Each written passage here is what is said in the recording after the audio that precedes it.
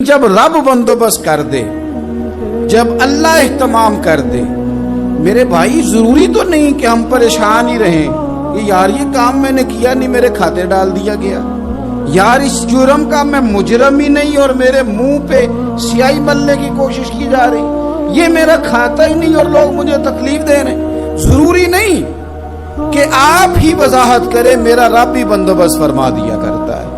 और जो इhtमाम अल्लाह करता है ना, जो बंदोबस्त रब करता है, आजमाइश आ जाती है, बड़े बड़ों पे आ जाती है, लेकिन बाज़ औक़ात बड़ी तकलीफ होती है जब उस बंदे को लोग कटहरे में खड़ा कर दें जिसका जुर्म ही कोई नहीं, उस शख्स से लोग सवाल जवाब शुरू कर दें जिस बेचारे के ख्याल में भी वो बात नहीं, फिर वहां वजाहतें देना, ना करदा गुनाहों की वजाहतें देना, ये बड़ा बोझ बनता है, बड़ी तकलीफ होती है और लोग करते हैं ये काम।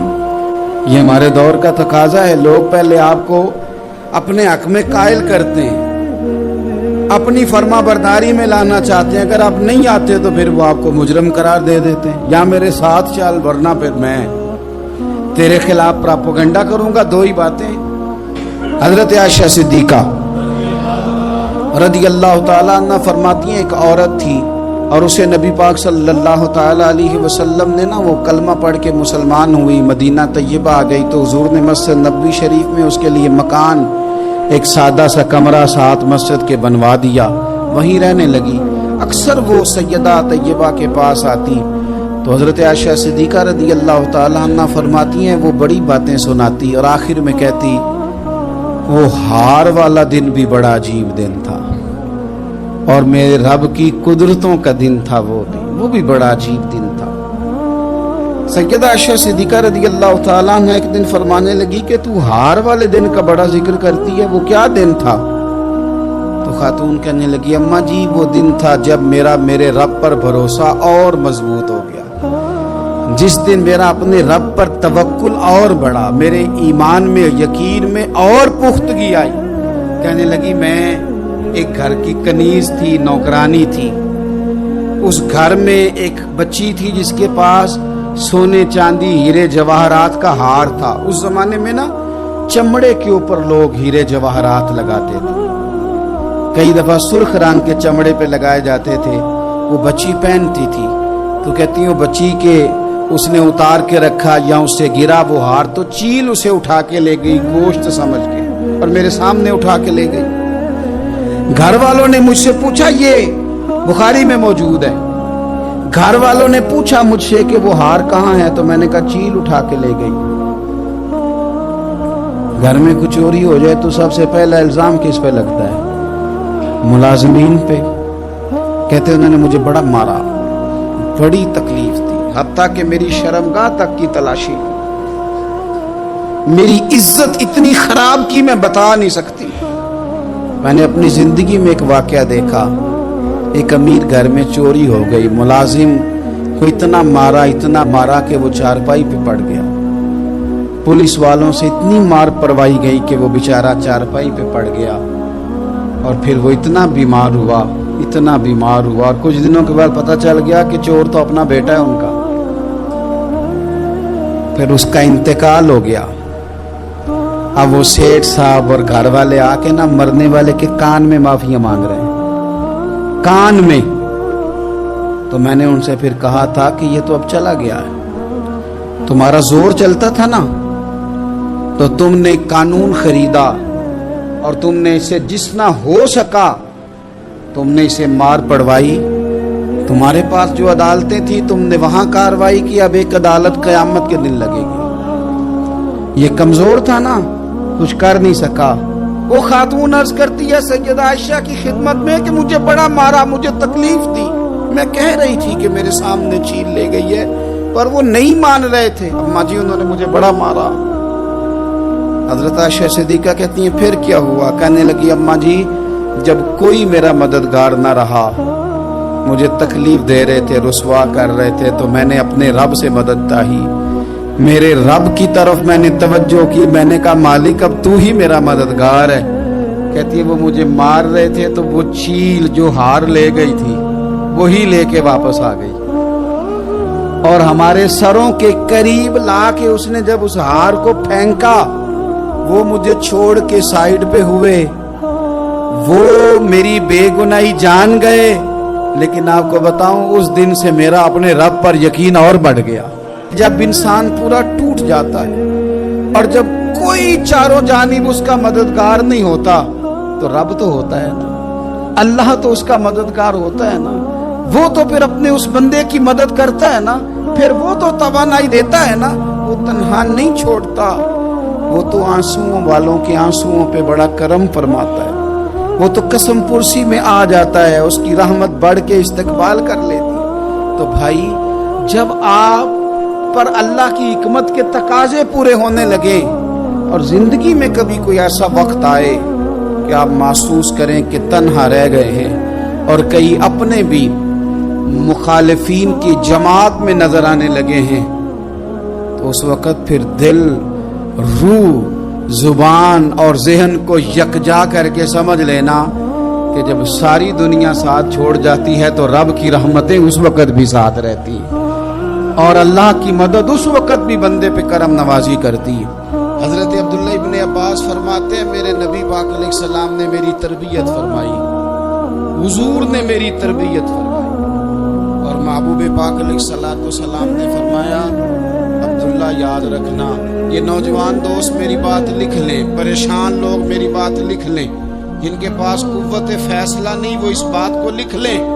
حضرت عبداللہ ابن عباس فرماتے ہیں میرے نبی پاک علیہ السلام نے مجھ سے فرمایا تھا عبداللہ سن، اگر ساری دنیا مل کے تیرا کوئی نفع کرنا چاہے کر نہیں سکتی جب تک میرے رب کی رضا نہ ہو، اور فرمایا ساری دنیا مل کے تیرا کچھ بگاڑنا چاہے تو عبداللہ بگاڑ نہیں سکتی جب تک رب کریم کی حکمت کا تقاضا نہ ہو۔ لوگوں سے ڈرنا، لوگوں کی طرف دیکھنا، ماحول دیکھ کے اپنے راہ کا تعین کرنا، ہر بندے کے خیالات کے مطابق ڈھلنے کی کوشش کرنا، فلانا نہ ناراض ہو جائے، فلانا نہ ناراض ہو جائے، وہ جس نے ہونا ہو جائے، بس رب اور رسول ناراض نہ ہو۔ اپنی زندگی میں اپنے مالک کو مولا جان کے، وَلِلَّهُ مَوْلَاكُمْ، اللہ تمہارا مولا ہے، وَهُوَ خَيْرُ النَّاصِرِينَ، وہ بہترین مددگار ہے، توجہ جب بھی کرے رب کی جانب کرے۔ پھر اللہ تعالیٰ جب بندوبست فرمائے، صحیح بخاری میں حضرت جریج کا ذکر فرمایا، جریج نفل پڑھ رہے تھے، ماں نے آواز دی، وہ آ نہیں سکے، نماز میں تھے، ماں ناراض ہو گئی، اس نے ہاتھ اٹھا کے کہا اللہ یہ اتنی دیر تک مرے نہ جب تک کسی بری عورت کا منہ نہ دیکھ لے۔ کسی اور کی دعا کے لیے سند نہیں ہے کہ وہ تیرے ہاتھ میں ضرور قبول ہوگی، لیکن ماں باپ کی دعا کے لیے میرے نبی پاک نے سند بیان کی ہے۔ سید عالم صلی اللہ علیہ وسلم فرماتے ہیں جب بھی ماں باپ اولاد کے لیے ہاتھ اٹھاتے ہیں رب ضرور قبولیت کا شرف ادا کرتا ہے۔ تو جہاں سند موجود ہے نا، کچھ افتتاح باجی سے بھی کرا لینے چاہیے، کچھ کام شروع کرنے سے پہلے صرف اماں سے ہی دعا کرا لینی چاہیے، یہ والا افتتاح بھی بڑے کام کا ہے کیونکہ یہاں سند بیان کر دیا میرے نبی کریم۔ تو جناب جریج کی ماں ناراض ہو گئی، کہنے لگی اللہ اس نے میری بات نہیں سنی، اب تھے تو وہ نیک، لیکن رب کریم کی حکمت کا تقاضا ہے، ماں کی دعا کو بھی قبول کرنا تھا، اللہ نے آزمائش میں مبتلا کر دیا، والدہ تو چلی گئی، وہ ایک خیمے میں، ایک کٹیا میں، ایک جھونپڑی میں عبادت کرتے تھے، اللہ کو یاد کرتے تھے، رب رب کرتے تھے، اور لوگ ان کی بڑی تعریف بھی کرتے تھے، لوگ ان کے ارادت مند بھی تھے، عقیدت مند بھی تھے، اہل محبت بھی تھے۔ ایک عورت آ گئی، بس وہ اللہ کی حکمت پوری ہونی تھی، اس نے آ کے پہلے تو انہیں اپنی طرف مائل کرنا چاہا، جب نہ مائل ہوئے تو الزام لگا دیا، پہلے اس نے قائل کیا، جب جناب جریج قائل نہ ہوئے تو اس نے قریب ایک چرواہا تھا، اس چرواہے کے ساتھ جا کے منہ کالا کیا، مقررہ وقت پہ بچہ پیدا ہو گیا، لوگوں نے کہا کس کا ہے، کہنے لگی اس خانقاہ میں، اس حجرے میں عبادت کرنے والے کا۔ اگر کسی دیندار پر ذرا سا بھی الزام لگ جائے تو آپ یقین کریں کہ بڑے بڑے خوفناک لوگ بھی نیک ہو جاتے ہیں، جن کا اپنا سارا ماضی کالا سیاہ ہو، وہ بھی اجالوں کے راہبر بن جاتے ہیں. جن کی اپنی زبانیں ساری زندگی آلودہ رہی ہوں وہ بھی بڑے بڑے اعلیٰ سچ بولنے لگتے ہیں. اعلیٰ کچے میرے مکان کی دیوار کیا گری، لوگوں نے تو میرے صحن میں رستے ہی بنا لیے. بڑے لوگ آ جاتے ہیں پھر بڑا کچھ کرتے ہیں اور بڑے بڑے خوفناک جملے کستے ہیں. بس کو نقطہ جو ہاتھ آ گیا ایسے جیسے گرنے کا انتظار کر رہے تھے. اب جناب لوگ اٹھے، احتجاج شروع ہو گیا، شور پڑ گیا. یہ بابا بڑا نیک بنتا تھا، نفل پڑھتا تھا، عبادتیں کرتا تھا، دیکھو اس کا حال کیا ہے کہ اس نے ناجائز بچہ پیدا کیا. بغیر تحقیق کے میں کہہ چکا ہوں کہ الجھے الجھے بکھرے بکھرے روز و شب دیکھے گا کون. لوگ تیرا جرم دیکھیں گے، سبب دیکھے گا کون. لوگ تیرا جرم دیکھیں گے، سبب کوئی غور نہیں کرتا کہ وجہ کیا تھی. او بھائی کچھ تو مجبوریاں رہی ہوں گی، یوں ہی کوئی بے وفا نہیں ہوتا. الزام لگا دیا، شور ہوا، احتجاج ہوا، دنیا اکٹھی ہوئی، ان کا انہوں نے اجرا گرا دیا، مارا بھی، پیٹا بھی، ایک نیک آدمی کو بدنام بھی کیا، برا بھلا بھی کہا، گالیاں بھی دی، جو کر سکتے تھے کیا. اب جب سزا دینے لگے نا تو جناب جریج کہنے لگے تھوڑی سی اجازت دیتے ہو، مار تو تم نے دینا ہی ہے. کہا جناب ٹھیک ہے دیتے ہیں. انہوں نے کہا صرف 2 نفل پڑھنے ہیں. اب وہ نفل پڑھ رہے تھے تو لوگ اس وقت بھی کہہ رہے تھے فراڈ ہی کر رہا ہے، دھوکہ ہی دے رہا ہے. چونکہ ذہن بن گیا نا، بدگمانی آ گئی. انہوں نے 2 نفل پڑھ کے ہاتھ اٹھائے، کہا اللہ جانا تو میں نے ہے، پر اس رسوائی کے ساتھ جنازے تک نہیں خراب ہو جاتے، قبریں تک نہیں لوگ بدنام کر دیتے. کہ اللہ جانا تو ہے پھر اس رسوائی کے ساتھ، تو میری مدد فرما. اب تو میرا کیس تیری ہی عدالت میں ہے، تو رحمت کا دروازہ کھول. ہاتھ اٹھائے، دعا مانگی، نفل پڑھے، پورے مجمع پہ نظر دوڑائی، کوئی نہیں تھا سپورٹ کرنے والا. کل تک جو کہتے تھے نا تیرے لیے جیئیں گے، تیرے لیے مریں گے، ساری عمر ہی آٹا گدا ہے، لکھاں کیتے نہیں پیڑے. اب وقت آیا ہی تے محمد بخشا کوئی نہیں ہو بیٹھا نیڑے. ایک بندہ بھی نہیں تھا، ووٹر سپورٹر ساتھ دینے والا کوئی نہیں تھا. تو جناب جنید بچے کی طرف اشارہ کر کے کہنے لگے کوئی نہیں بول رہا، تو ہی بول کے بتا دے تیرا باپ کون ہے، تو ہی بول کے بتا دے کون ہے. اللہ اکبر. میرا رب جب چاہے تو بچے بولتے ہیں، رب چاہے تو گونگے بولتے ہیں، رب جب چاہے تو پھر پتھر بھی بولتے ہیں. جب کہا تو ہی بتا تو بچہ بولا اور بول کے کہنے لگا میرا باپ جریج نہیں، میرا تو وہ ہے جو بکریاں چرانے والا ہے، وہ میرا باپ. جب رب کریم نے توفیق دی تو بچہ بول پڑا.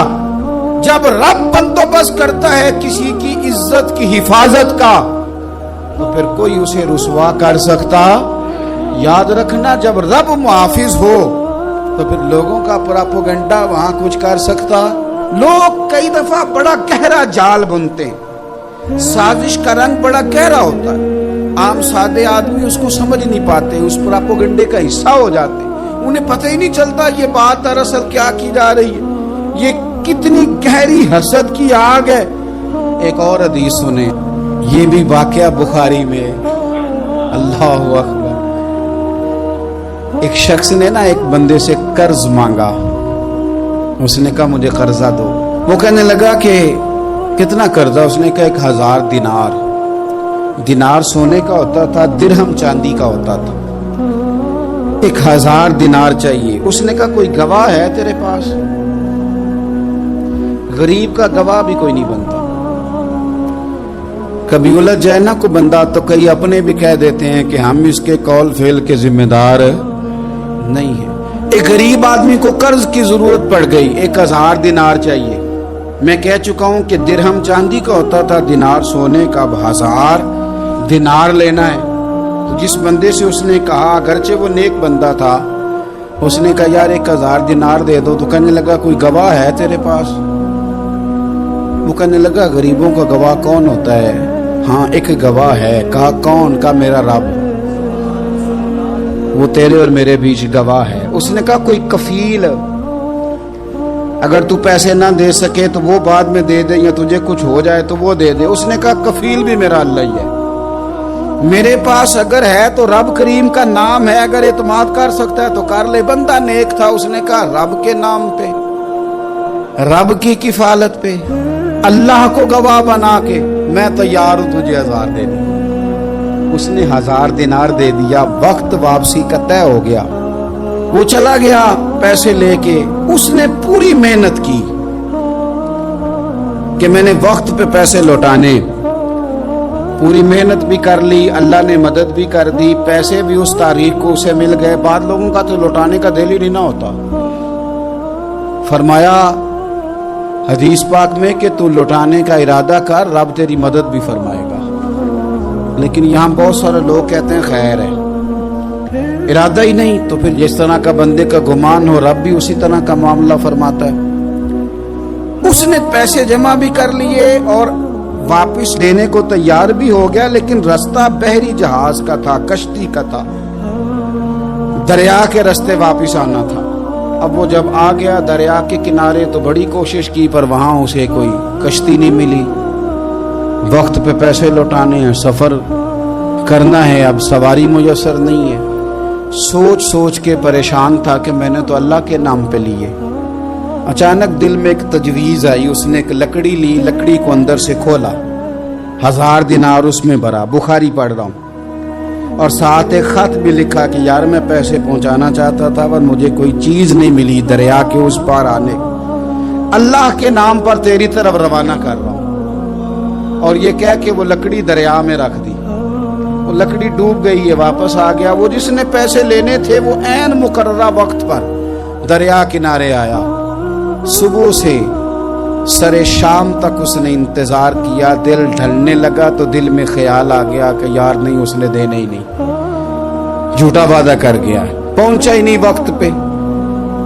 اب جب واپس لوٹنے لگا تو اچانک دریا میں ایک لکڑی تیرتی ہوئی دکھائی دی، کہنے لگا لے جاتا ہوں، شام کو روٹیاں پکانے کے کام آئے گی، ایندھن بنا کے جلا لوں گا، ہنڈیا پک جائے گی۔ لکڑی اٹھا کے جلانے کے لیے گھر لایا، گمان تھا کہ وہ نہیں آیا وعدہ کر کے، اللہ کو کفیل اور وکیل بنا کے اور گواہ بنا کے پھر بھی نہیں آیا۔ لکڑی لے کے گھر گیا، بخاری ہے، اور جب اس کو چیرا نہ کہ میں اس کی آگ جلاؤں گا، کھولا تو اندر سے 1000 دینار بھی نکل آیا، خط بھی نکل آیا۔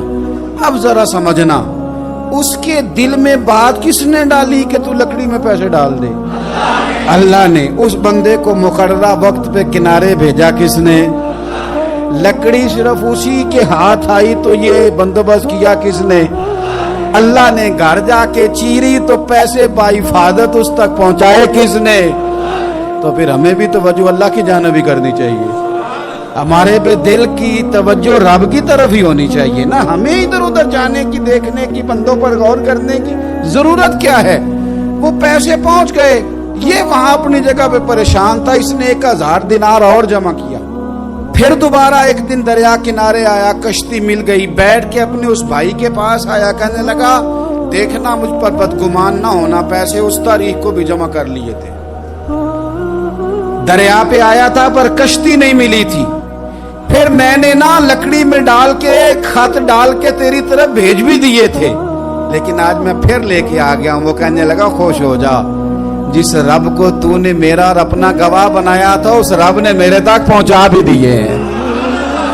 جب لوگ اللہ کو گواہ بناتے ہیں، رب کی جانب اپنی توجہ کرتے ہیں، اپنی چاہتوں، خواہشات اور اپنی ساری چٹھیاں اپنے رب کریم کی رحمت کی طرف روانہ کرتے ہیں، پھر اللہ اپنے بندوں کو مایوس نہیں کرتا۔ بخاری شریف میں حدیث ہے، حضرت جابر ابن عبداللہ فرماتے ہیں نبی پاک صلی اللہ علیہ وسلم نے نا 300 لوگوں کا ایک لشکر روانہ کیا کسی مہم کے لیے، کسی جہاد کے لیے۔ حضرت ابو عبیدہ بن جراح رضی اللہ تعالیٰ عنہ امیر لشکر تھے۔ فرماتے غربت اتنی زیادہ تھی، بھوک اتنی زیادہ تھی کہ ایک ایک کھجور دن میں ایک وقت کھانے کو ملتی تھی، اور کچھ دن ایسے آئے کہ اب کھجور بھی نہیں مل رہی۔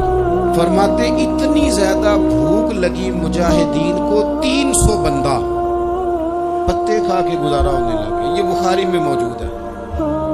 آپ فرماتے ہیں کہ دریا کے کنارے ہمارا پڑاؤ تھا، ٹھہراؤ تھا، جب بھوک سے نڈھال ہو گئے نا، وَيَرْزُقُهُ مِنْ حَيْثُ لَا يَحْتَسِبُ، اللہ وہاں سے روزی دیتا ہے، گمان بھی نہیں ہوتا۔ فرماتے ہیں ایک مچھلی اللہ تعالیٰ نے دریا کے کنارے بھیجی، فرماتے ہیں وہ تھی تو مچھلی پر پہاڑ جتنی تھی۔ بخاری میں لفظ ہیں، حضرت جابر ابن عبداللہ رضی اللہ تعالیٰ عنہ فرماتے ہیں 300 آدمی 18 دن تک اس مچھلی کو کھاتے رہے، مچھلی ختم ہی نہیں ہوئی۔ مچھلیاں نہیں، مچھلی کہتے ہیں 18 دن 300 بندہ کھاتا رہا، مچھلی ختم ہی نہیں ہوئی۔ اور فرماتے ہیں کہ اس کی ہڈی نکال کے، کانٹا کہیں گے آپ اپنی زبان میں، کہتے ہیں وہ نکال کے نا تو اس کو کھڑا کیا نا جب، تو اونٹ کجاوے سمیت اس کے بیچ سے گزر جاتا تھا، دو اس کے کانٹے جوڑے۔ فرماتے ہیں وہ اس کا گوشت ہم کھاتے تھے اور اس کی چربی بطور تیل کے ہم جسموں پہ ملتے تھے، بیماروں کو اس سے سکون آتا تھا، تندرستی شفا ہوتی تھی۔ فرماتے ہیں ہم کھایا بھی ہم نے اور کچھ لے کے ہم مدینے بھی گئے، اور قربان جائیں نبی پاک نے بھی اس میں سے کھایا۔ ہم نے عرض کی حضور یہ معاملہ کیا ہے، یہ ماجرا کیا ہے؟ تو محبوب نے فرمایا تمہارے پاس غذا نہیں تھی، رب نے تمہارے لیے بندوبست کیا ہے۔ حضرت مریم رضی اللہ تعالی عنہا کو اللہ تبارک و تعالی نے بغیر باپ کے جناب عیسیٰ علیہ السلام عطا فرما دیے۔ اب اس بات کو جب لوگوں کے سامنے پیش کیا جائے گا، لوگ کیا رائے دیں گے، یہ بھی تو ایک مشکل کام ہے نا۔ وہ خاتون، وہ پاک باز عورت جس نے اپنی زندگی کے سارے اوقات ہی اللہ کے گھر مسجد میں گزارے، جس کی ماں پاک ہے، باپ پاک ہے، خاندان پاک ہے، اس خاتون کو بغیر باپ کے جب گود میں بچہ لے کے لوگوں کے سامنے جانا ہے تو کن رویوں کا سامنا کرنا ہے، یہ آپ سمجھ سکتے ہیں۔ کسی شاعر نے کہا تھا کہ الجھے الجھے بکھرے بکھرے روز و شب دیکھے گا کون، لوگ تیرا جرم دیکھیں گے سبب دیکھے گا کون۔ لوگ تو ظاہری حالات کو دیکھتے ہیں اور فیصلہ کر دیتے ہیں، سبب کیا ہوا تھا، وجہ کیا بنی تھی، تصویر کا دوسرا رخ کیا، اس پر تو غور ہی کوئی نہیں کرتا۔ اور پھر مخلوق تو فنکار ہے اس درجہ کے پل بھر میں، سنگے درے کعبہ سے بھی اسنام تراشے، تم کون ہو کیا چیز ہے داغے کبابی۔ لوگوں نے تو مریم پہ بھی الزام تراشے، بڑے بڑے باعزت باوقار لوگ، اور ذرا سا کہیں کوئی نقطہ لوگوں کو نظر آتا ہے تو لوگ اس نقطے کو بہت بڑا قصہ بنا لیتے ہیں، بہت زیادہ داستان سرائی کرتے ہیں، نیک لوگوں کو بڑی تکلیف پہنچاتے ہیں۔ لیکن اگر وہ شخص سچا ہے اور اپنے رب کی بارگاہ میں وہ صاف ہے تو پھر اسے زیادہ وضاحتیں دینے کی ضرورت بھی نہیں، اور ویسے بھی جب لوگ بہت زیادہ مخالفت کر رہے ہوں تو وضاحتیں دینا کام بھی نہیں آتا، اس وقت صفائی دیکھ کے انسان مزید الجھتا چلا جاتا ہے۔ حضرت مریم کی گود میں جناب عیسیٰ علیہ السلام تشریف لے آئے تو جناب مریم کو حکم تھا کہ آپ نے بولنا ہی نہیں، آپ نے بات ہی نہیں کرنی، آپ خاموش رہیں۔ وہ خاموش ہیں، بچہ پنگوڑے میں ہے، قوم کے سامنے ہے، تو قوم بڑے سخت نظروں سے دیکھتی ہے، بڑے سخت جملے کہتی ہے، اور انہوں نے کہا کہ مریم یہ بچہ کہاں سے آ گیا، آپ بھی نیک، آپ کا باپ بھی نیک۔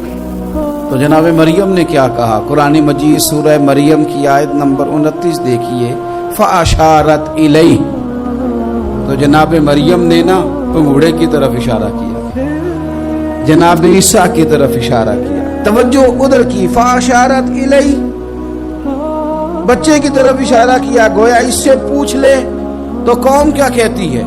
انہوں نے کہا قالوا کیف نکلم من کان فی المہد صبیا، یہ کیسے بات کرے گا، یہ تو پنگوڑے میں بچہ ہے۔ پنگوڑے میں بچے بھی کبھی بولیں، وہ بولتے ہیں بھائی پر جب رب چاہے، اور جب اللہ اپنے بندوں کو صاف کرنا چاہے، اور جب رب اپنے بندوں کی عزتوں کا محافظ بنے تو بچے پنگوڑوں میں بھی بولتے ہیں۔ جناب یوسف کے لیے بھی بولا تھا، جناب عیسیٰ بھی پنگوڑے میں بولے تھے، جناب جریج کے لیے بھی بولا تھا، بچے بولتے ہیں۔ لیکن کب؟ جب رب چاہے. کیسے بولے گا یہ تو پنگوڑے میں ہے؟ لیکن جب انہوں نے دیکھا نا بچے کی جانب، آپ نے منہ سے نہیں کہا، وہاں تو حکم تھا چپ رہنا ہے، وہ خاموش تھی. پنگوڑے کی طرف اشارہ کر کے کہا اس سے پوچھ لو جو پنگوڑے میں ہے. تو جناب عیسیٰ پنگوڑے سے بولے اور سیدھے ہاتھ کے اشارے کر کر کے بولے. کیا کہتے ہیں؟ فرمانے لگے قال انی عبد اللہ. عیسائیوں نے کال کلا کو کہنا تھا نا وہ اللہ کے بیٹے ہیں، تو انہیں بات ہی یہاں سے شروع کی. کہنے لگے لوگوں سنو میں اللہ کا بندہ ہوں.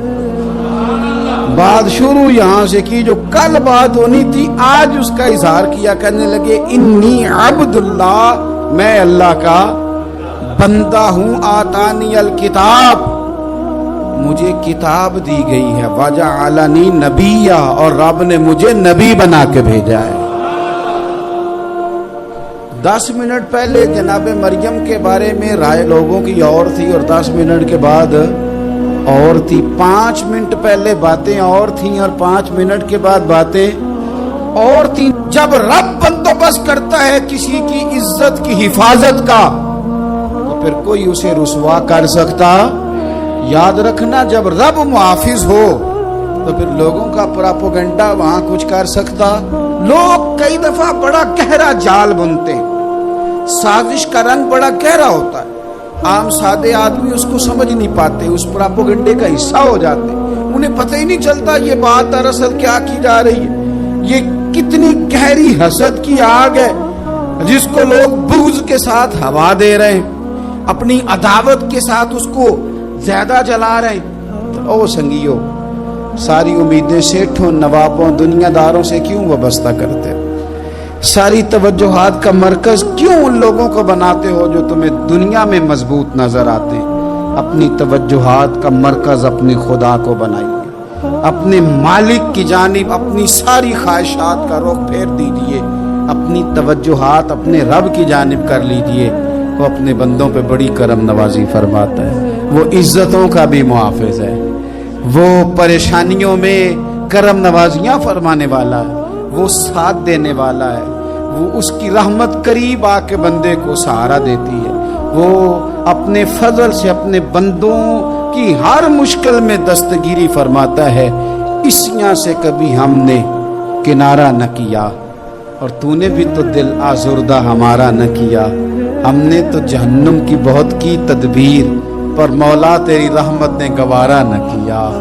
عدل کریں تے تھر تھر کمبن، اچیاں شانہ والے تجھے تو فضل کریں تے بخشے جامن. میرے جے منہ کالے آخر دعوایا ان الحمدللہ رب العالمین.